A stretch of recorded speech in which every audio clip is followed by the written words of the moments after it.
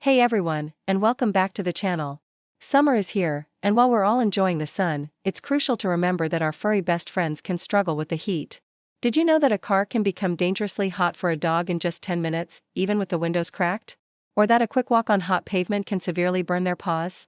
Today, we're diving deep into a topic every dog owner needs to understand: overheating and heat stroke.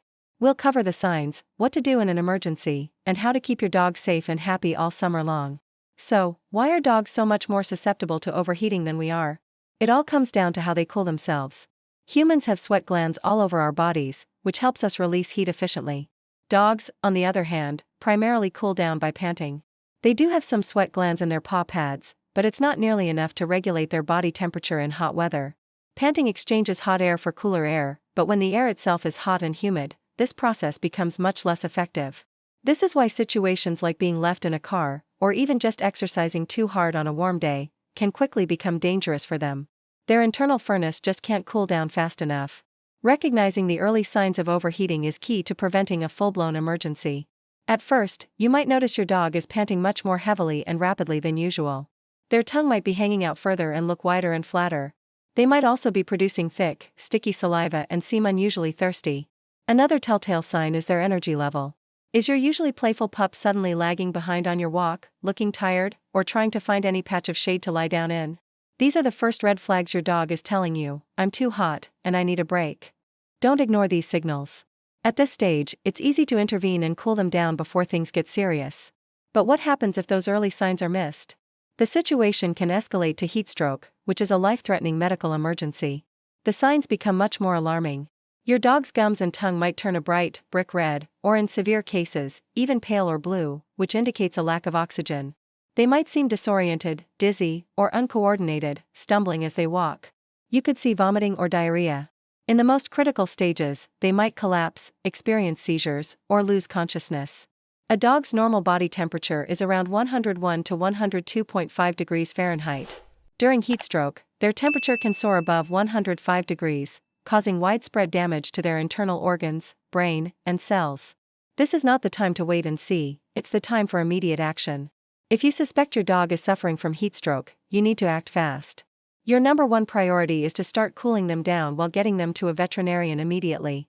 Move your dog out of the heat and into the shade or an air-conditioned space. You can use cool, not ice-cold, water to help lower their body temperature. Wet their fur and skin with a hose or by placing cool, wet towels on their body, especially on their head, neck, and the areas between their legs where major blood vessels are close to the surface.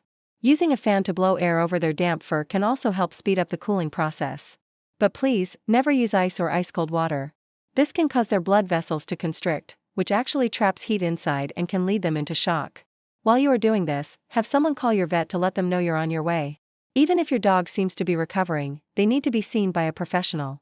Of course, the best strategy is always prevention. And thankfully, keeping your dog from overheating is straightforward. First, plan your walks for the coolest parts of the day, early morning or late evening. Before you head out, do the 5-second test. Place the back of your hand on the pavement. If you can't hold it there for 5 seconds, it's too hot for your dog's paws. Always make sure your dog has access to plenty of fresh, cool water and a shady spot to rest, whether you're at home or out and about. And it goes without saying, but it's so important we have to repeat it: never, ever leave your dog alone in a parked car. Not for a minute, not with the AC on, not with the windows cracked. The temperature inside a car can skyrocket in a matter of minutes, turning it into a death trap. It's also important to know that some dogs are more sensitive to heat than others. This includes brachycephalic or flat-faced breeds, like pugs, bulldogs, and Frenchies. Their short snouts make it much harder for them to pant effectively, so they can overheat incredibly quickly. Senior dogs, puppies, and dogs with underlying health conditions like heart disease or obesity are also at a higher risk. If you have one of these dogs, you need to be extra vigilant. They might not be able to tolerate even mild heat or short walks on warm days. Consider investing in a cooling mat or a cooling vest for them, and on very hot days, the safest place for them is inside with the air conditioning. Keep playtime indoors with some fun puzzle toys or training sessions instead of strenuous outdoor activity. Keeping our dogs safe is our number one job as pet parents. By understanding why they overheat, knowing the signs to look for, and taking simple preventative measures, we can ensure they have a fun and safe summer by our sides. It's all about being prepared and paying attention to what our dogs are trying to tell us.